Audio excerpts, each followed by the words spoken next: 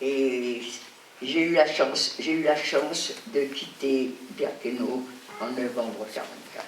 Si je n'avais pas quitté Birkenau en novembre 44, j'aurais travaillé jusqu'en janvier 45. Et en janvier 45, je faisais ce qui s'appelle la marche de la mort. J'ai des camarades qui l'ont fait et qui me racontent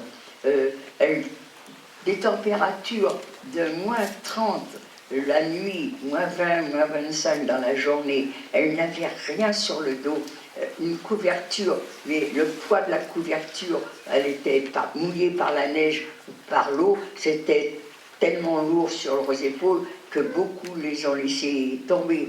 Quand elles marchaient par petits groupes, mais quelquefois, une copine n'avait plus le courage de réagir.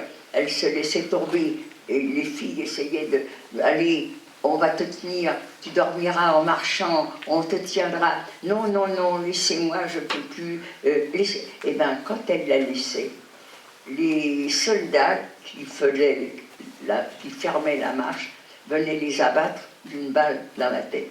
C'est pour ça qu'on appelle ça la marche de la mort. Et celles qui en sont échappées, on se demande comment elles ont pu...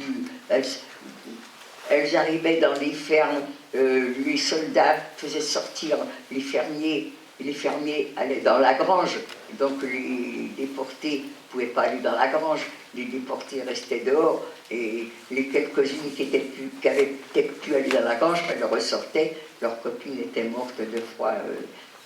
Moi j'ai eu la chance, je n'ai pas subi ça. J'ai eu la chance aussi, pareil, quand j'ai été à Theresienstadt, d'être libéré par les Russes. J'aurais pu ne pas être libéré par les Russes et mourir de la maladie que j'avais. C'est le typhus que j'ai eu. En fin de compte, souvent on me met sur le dos de qualité, courage, bravoure, volonté. Non. Moi, pour les autres, peut-être, pas moi. J'étais incapable d'avoir du courage, incapable d'avoir de la volonté, j'étais plus rien du tout.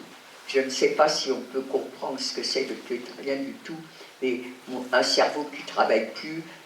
Une fois, j'ai vu une espèce de robot dans une vitrine, ben voilà, j'étais devenu un robot.